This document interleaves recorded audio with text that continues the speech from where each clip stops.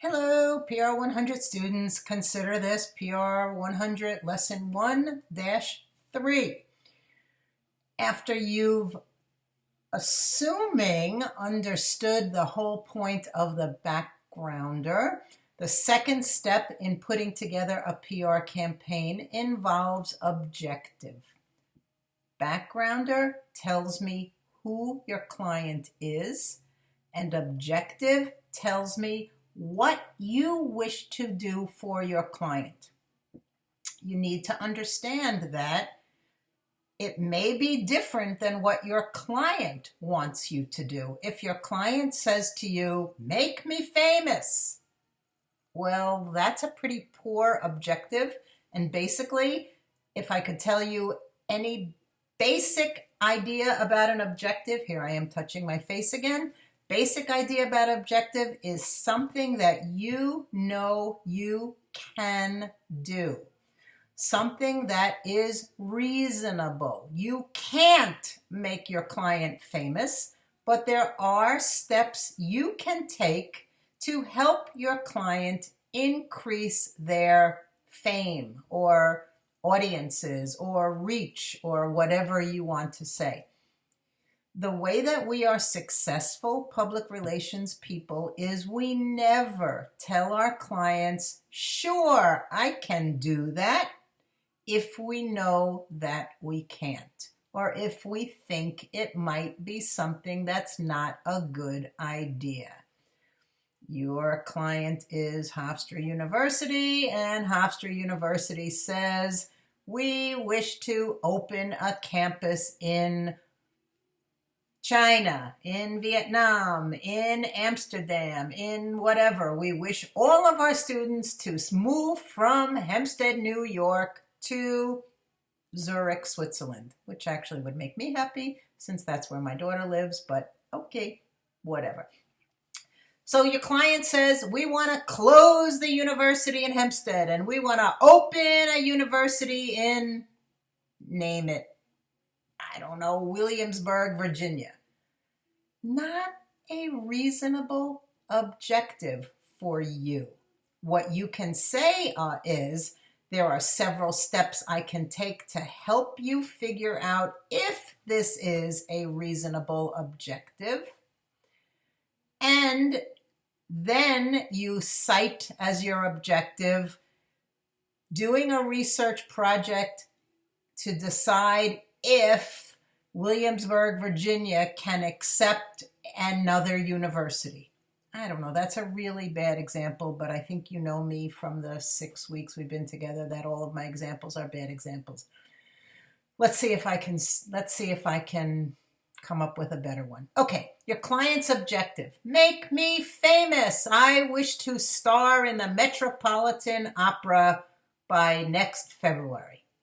Totally unreasonable objective.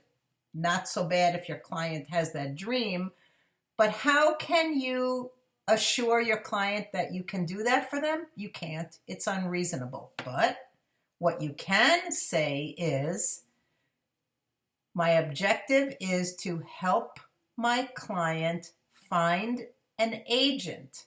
So the agent can then reach out to different opera companies in the country. That's a reasonable objective for an agent, and it's reasonable for you to help your client find an agent. Okay, let's do another one. My client is a summer camp, and my client wishes to double the number of students who go to camp in 2021. Okay? Great objective for the client. You never talk numbers with your client. You can never assure your client that you will indeed double the number of campers. Your objective can be to reach out to different audiences that the client has already reached out to see if there is an interest in having other groups attend the summer camp. Okay, and you're going to do that by knowing from the backgrounder that they are particularly good in teaching archery. Okay, now after we've talked about objective, your audiences, again, moving forward, your audiences are going to reach out to people who do archery to see if they want to go to the summer camp. Does that make sense? Again, we talked about this when I said, here I am touching my face again. We talked about this when I talked about your client being the Hofstra basketball team. And your client wants every Hofstra student to go to the next Hofstra basketball game. You can't do that. There's no way you can assure your client that you can, sure, no problem, I'll get every Hofstra student. No, you won't. Impossible, unreasonable, and your objective is something that you cannot reasonably do. So you're not going to say that as your objective. Sure, that's your client's objective. Your client wants more people to come to the game. What's your objective? To reach out to people who are particularly interested in basketball to let them know about the next Hofstra basketball game. That's reasonable. That's something that you can do. So your objective doesn't necessarily have to be what your client wants. If your client says, help me find an agent, okay, that's a reasonable objective. If your client says, find journalism students in Williamsburg, Virginia, who might be interested in coming to Hofstra, that's a reasonable objective. But your objective has to be something that you know you can do. The only way we measure success is by showing the client that we've done what it is. No, not coronavirus, just a tickle in my throat. Yes, promise, self-isolation. So your objective is you're being successful. I wish I could figure out how to pause these videos, but if you know how to do it, let me know. I'm using photo booth on iMac. Sorry. Your objective, your success is based on the fact that you actually can show the client that you've done what it is you told them you will do.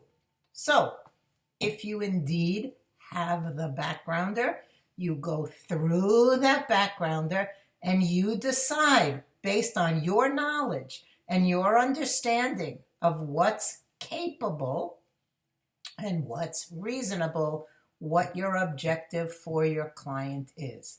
It's one line. Again, I told you that your backgrounder is the majority of work that you do for the client at this point. Your objective, one statement. Based on the fact that my client wishes to increase attendance at the basketball game, my objective is to reach out to different audiences to let them know that the basketball game will be held. And now we can then move on to who the audiences are that you reach out to.